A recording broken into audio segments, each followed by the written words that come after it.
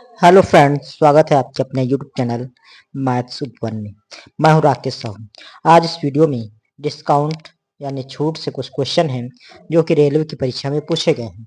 तो क्वेश्चन पहला है, एक दुकानदार अपने ग्राहकों को 15% का बट्टा देकर भी 19% लाभ कमाता है। एक वस्तु का अंकित मूल्य 280 रुपये है, तो इसकी वास्तविक लागत कितनी है? इसकी वास्तविक लागत कितनी है ये बताना है। तो इसमें एमपी यानी कि सीपी क्रय मूल्य, सीपी बटे एमपी सूत्र होता है सीपी बटे एमपी। सीपी यानी क्रय मूल्य और एमपी यानी एमआरपी यानी अंकित मूल्य। तो इसका जो सूत्र होता है 100 माइनस डी। 100 में डिस्काउंट कर देंगे यानी छूट कर देंगे तो क्रय मूल्य आ जाएगा, और इसी में 100 में अगर डिस्काउंट जोड़ देंगे तो एमपी यानी कि एमआरपी अंकित मूल्य निकल आएगा। 100 में डिस्काउंट यानी जो छूट दी जा रही है उसको घटा देंगे तो क्रय मूल्य निकल आएगा यानी सीपी। और अगर 100 में यानी कि जो लाभ हो रहा है उस लाभ को यहाँ पे जोड़ देंगे तो हमारी एमआरपी यानी कि अंकित मूल्य निकल आएगा। तो इसको इसी के आधार पर इसको हल करते हैं। एक दुकानदार अपने ग्राहक को 15% बट्टा देकर भी 19% का लाभ कमाता है। पहले 15% का बट्टा दे रहा, छूट दे रखा, तो उसमें ऊपर घटा देंगे 100 माइनस 15 बटे, ये प्रतिशत में रहेगा, प्रतिशत में, और यहाँ पर कर देंगे 100 प्लस, यहाँ 19% का लाभ हो रहा तो 19%। 100 में 15 घटाएंगे बचेगा हमारा 85%, और इधर बचेगा 119%।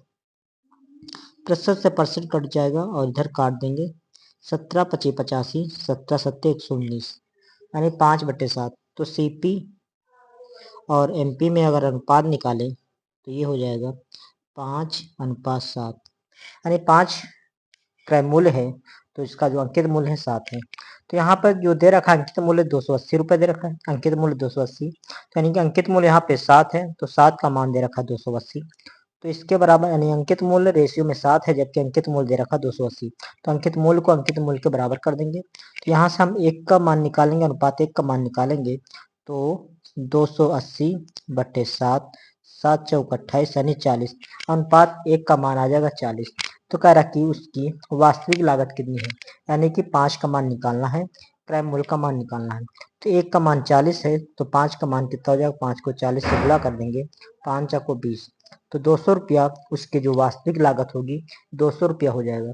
यही आपका आंसर हो जाएगा। तो इस तरीके से इसको हल कर लेंगे। इसी प्रकार अगला क्वेश्चन है, कह रहा किसी वस्तु के निर्माण की लागत 900 रुपया है, व्यापारी इस पर 10% की छूट देने के बाद भी 25% का लाभ उठाना चाहता है, उसे उस वस्तु का अंकित मूल्य कितना निर्धारित करना होगा? तो इसको भी सीपी यानी क्रय मूल्य, सीपी बटे एमपी यानी अंकित मूल्य से निकाल लेते हैं। तो जो सीपी होता है 100 माइनस डी, यानी डिस्काउंट घटा देंगे तो क्रय मूल्य निकल आएगा, और इसी में 100 में अगर डिस्काउंट यानी जो लाभ हो रहा है उसको जोड़ देंगे तो एमआरपी यानी अंकित मूल्य निकल आएगा।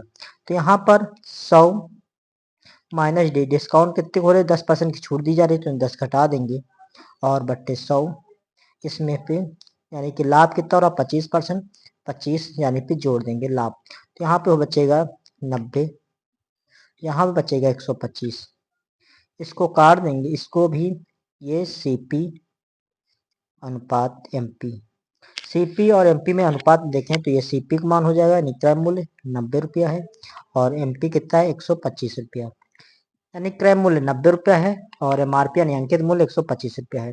यहाँ पे जो दे रखा है लागत मूल्य दे रखा है और पूछा जा रहा है अंकित मूल्य कितना होगा। लागत मूल्य एक प्रकार का क्रय मूल्य होता है यानी सीपी होता है, तो लागत मूल्य 900 रुपया, तो यहाँ पे लागत मूल्य 90 रुपया है, 90 की वैल्यू दे रखी है 900 रुपया, तो यहाँ पे निकालना है अंकित मूल्य यानी 125 का मान निकालना है।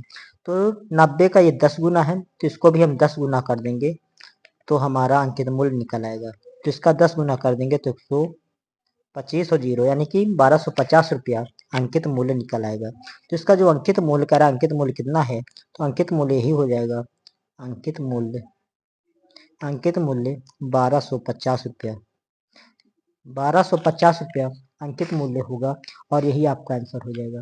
तो इस प्रकार डिस्काउंट यानी छूट से जो क्वेश्चन होते हैं इसको हल कर लेंगे। तो ओके मित्रों, आज का वीडियो यहीं तक रखते हैं। फिर मिलते हैं नेक्स्ट वीडियो में। वीडियो पसंद आया तो लाइक कीजिए, चैनल को सब्सक्राइब कीजिए। धन्यवाद।